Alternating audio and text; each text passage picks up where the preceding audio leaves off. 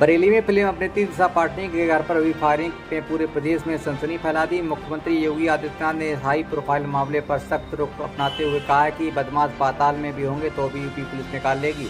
आपको बता दें, अभिनेत्री के पिता और रिटायर्ड सीओ जगदीश पाटनी ने बताया कि मुख्यमंत्री ने फोन पर बात कर भरोसा दिलाया कि डरने की जरूरत नहीं है। सीएम ने कहा कि सरकार पूरी तरह आपके साथ खड़ी है, अपराधियों को जल्द गिरफ्तार किया जाएगा।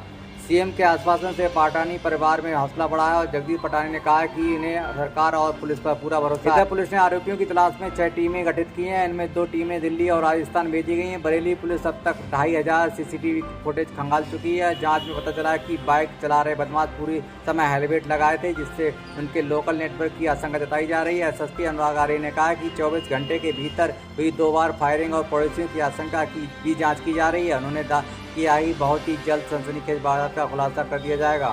हाँ, देर रात माननीय मुख्यमंत्री जी का मेरे टेलीफोन पे फ़ोन आया था और उन्होंने हम पूरे मेरे पीड़ित परिवार को सांत्वना दी है और विशेष रूप से उन्होंने कहा है कि पूरा प्रदेश आपके साथ है और आपकी सुरक्षा में कोई कोताही नहीं बरती जाएगी। Thank you. एफआईआर हम लोगों ने इस प्रकरण में पंजीकृत की थी और उसके क्रम में जो हमारी टीमें हैं जिनके द्वारा इस मामले में कार्रवाई की जा रही है, हम लोग लगभग 2500 सीसीटीवी कैमरे शहर के और शहर के बाहर के आसपास के जितने भी हैं उन सब का डिटेल इकट्ठा कर चुके हैं।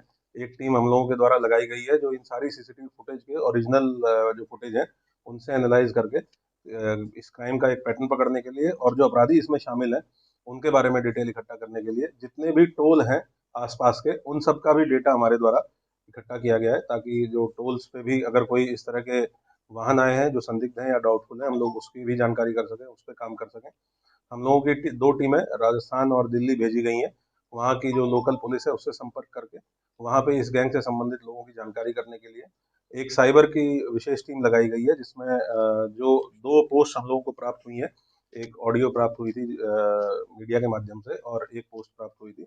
तो उन नंबर्स को, जो बाहर के नंबर हैं, उस नंबरों पे काम करने के लिए सर्विलांस की टीमों के द्वारा भी जो डंप डेटा है उस पर विस्तृत रूप से काम किया जा रहा है और हमें उम्मीद है कि हम लोग बहुत जल्दी इस घटना का अनावरण करेंगे और इसको हाईएस्ट लेवल पे मॉनिटरिंग इसकी की जा रही है। हम लोग लगातार जितनी भी टीम है उनकी मॉनिटरिंग की जा रही है, लगातार बैठ के की जा रही है और उम्मीद है कि बहुत जल्दी घटना का अनावरण करेंगे और कठोर कार्रवाई हम लोग सुनिश्चित करेंगे। जिस हिसाब से वो बाइक सवार बदमाश थे जिस रास्ते से गए, क्या लग रहा है उसमें कोई लोकल भी हो सकता है या रेकी बहुत अच्छे से की गई होगी कि जिस हिसाब से रास्ते उनको मालूम?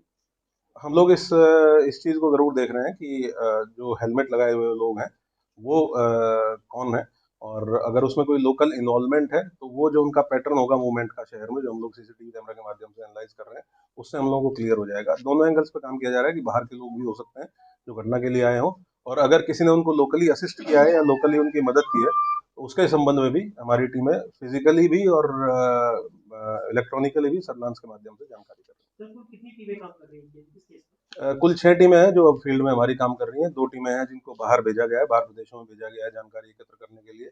हमारे द्वारा एल्बम्स भी तैयार की जा रही हैं कि इस गैंग से और इनके गैंग से जुड़े हुए लोग जितने भी हैं उनके फोटोग्राफ और डिटेल के साथ विस्तृत एल्बम तैयार की जा रही है। ये काम जो हमारी ऑफिस की टीमें हैं वो कर रही हैं। डीसीआरबी को भी इसमें हम लोगों ने इन्वॉल्व किया है क्योंकि उनके पास क्रिमिनल डेटाबेस होता है और नेटग्रिड का पोर्टल है जिसमें पूरे देश के अपराधियों का डेटा है, उसका यूज़ किया जा रहा है साइबर सेल के माध्यम से। जो हमारा साइबर थाना है उनका भी यूज़ किया जा रहा है क्योंकि इसमें दो नंबर्स हैं वो बाहर के पाए गए हैं, तो उन नंबर्स पे काम करने के लिए हम लोगों ने साइबर सेल को भी और साइबर थाने को भी इसमें एंगेज किया है। तो ये सारी टीमें हैं जो इसमें लगी हैं। 24 घंटे में सर 2 बार फायरिंग की बात आई, क्या पहले की भी वीडियो कुछ मिली है? जो इन्होंने 11 तारीख की जो घटना थी उसके बारे में बताया गया था कि जब ये सुबह उठे हैं और अपने फार्म हाउस पे जाने लगे हैं, इनके पड़ोसी ने इनको बताया कि रात के टाइम फायरिंग की आशंका थी, जिसके बारे में इन्होंने पुलिस को सूचित किया है। इनके द्वारा जो बताया गया वर्जन है उसके आधार पे भी हम लोग सीसीटीवी फुटेज 11 तारीख का भी देख रहे हैं और 12 तारीख का सीसीटीवी फुटेज तो सारा हम लोगों ने पूरे जनपद का कलेक्ट किया है। सर, अभी तक ये पता चल पाया कि वो बाइक से जो बदमाश है कहाँ तक ये पहुंचे, कितने खूबसूरत फुटेज पुलिस ने देखी? हाँ, हम लोगों ने कुछ चीज़ें इसमें निकाली हैं कि किस डायरेक्शन में गए हैं, उसको वो पार्ट ऑफ द इन्वेस्टिगेशन है, वो हम लोग आपके साथ शेयर करेंगे जब रिलेवेंट होगा।